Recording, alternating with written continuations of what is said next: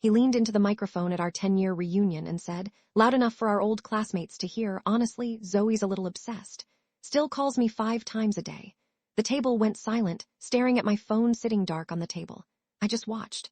For 8 years, I loved Dylan.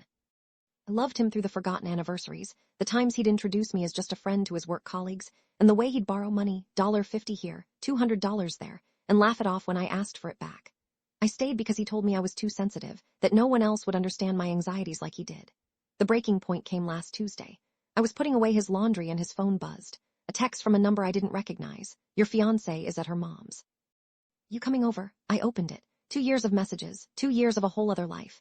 She's so needy I can't breathe, one of his texts read. Something in me went silent. Everything clicked. I didn't cry. I screenshotted. All 142 of the most damning exchanges. I forwarded the past 2 years of Venmo requests he'd ignored, totaling $4,280. My ally was his sister, Taylor, who had long suspected he was cheating but had no proof. The reversal was his own obsession with social media.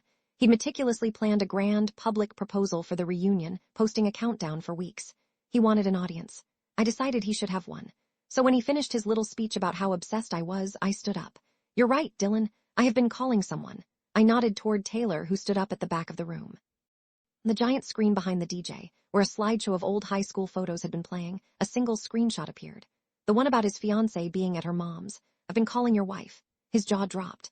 The woman from the text was 3 tables away, and she looked like she'd been struck by lightning. He was married. Had been for a year. The reunion fell apart into whispers and pointed fingers. Taylor had already sent the screenshots and the Venmo requests to his wife's entire family. He lost his wife, his reputation, and his credit score in about 90 seconds.